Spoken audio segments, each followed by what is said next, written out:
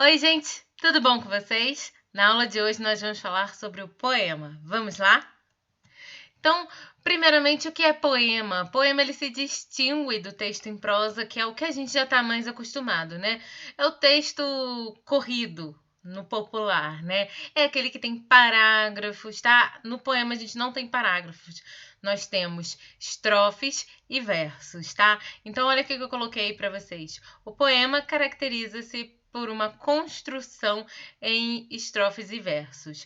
Ele tem como finalidade a expressão dos sentimentos, das emoções e dos conflitos do eu lírico, tá? Mais pra frente a gente vai falar sobre o eu lírico, mas o eu lírico é a voz do poema. Pode-se utilizar recursos sonoros e sua linguagem emocional sensibiliza o leitor. Então ele é muito poético, cabe aqui bastante da linguagem figurada, tá? Que é aquela linguagem que cabe outras interpretações.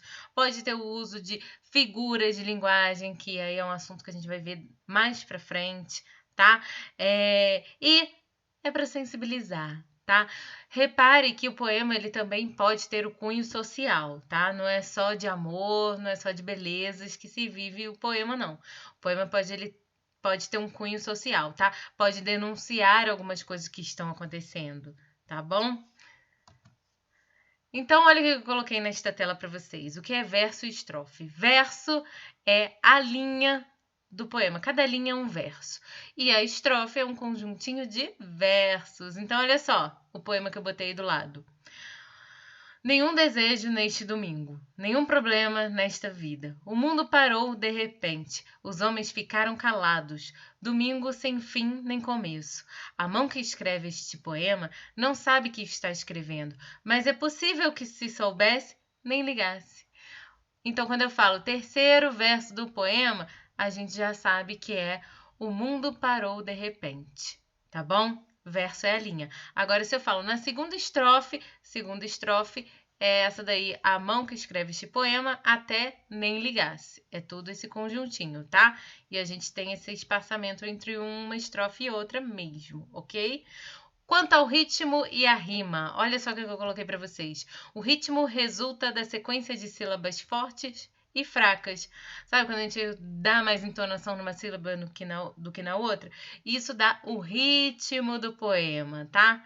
Então a rima, muitas das vezes, está na repetição de sons semelhantes aí no final dos versos. Quando a gente fala em rima, é quando um verso rima com outro verso. Então, eles têm essa semelhança na terminação do som de cada verso. Então, continuando, foi o que eu falei, ó. Os poetas costumam utilizar elementos sonoros como rima, ritmo, para construir essas melodias que ficam impressos os sentimentos do eu lírico. Agora vamos para a parte mais importante do poema. O que é o eu lírico, né?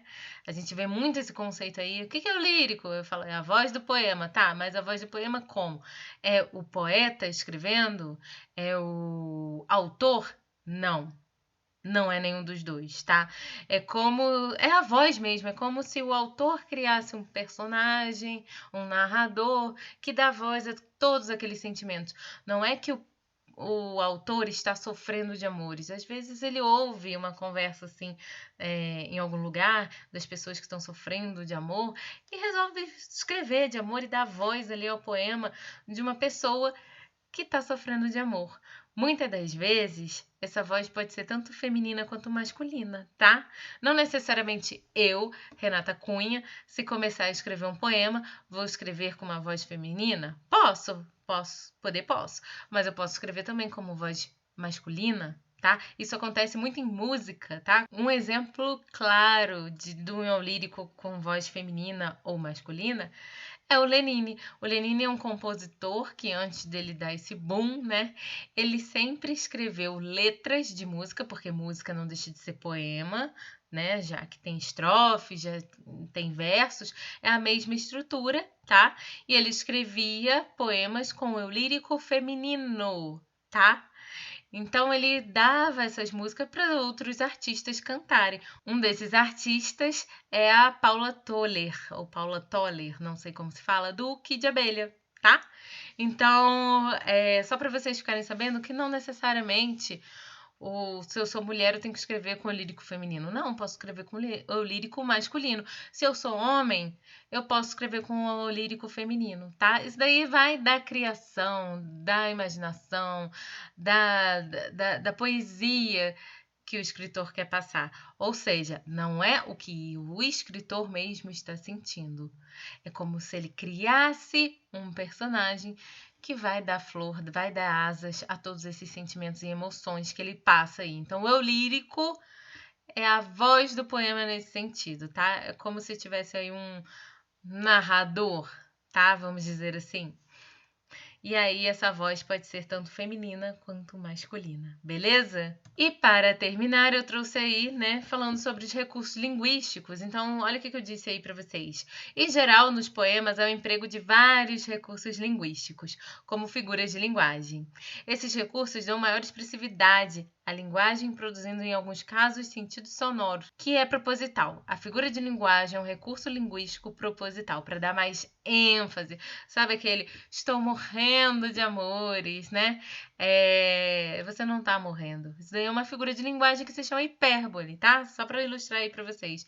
É hipérbole, é o exagero, tá? Tô morrendo de amores. Ainda citando outros exemplos da literatura, não no poema, ainda agora um pouco para prosa, mas só para vocês entenderem, né? A figura de linguagem que é o exagero.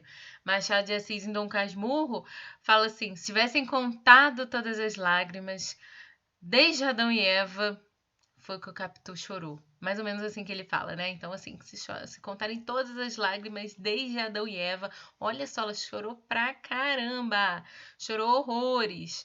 E aí ele usa essa figura de linguagem, né? Se contassem todas as lágrimas desde Adão e Eva. E na poesia a gente pode abusar, usar e abusar. Então a gente vai ter um vídeo separado só com figuras de linguagem, tá? E aí eu trouxe, por último, não menos importante, um pedacinho do trecho de Fernando Pessoa, tá? Onde ele diz assim: o poeta é um fingidor. Finge tão completamente que chega a fingir que é dor. A dor que deveras sente. Então, olha que lindo, cara.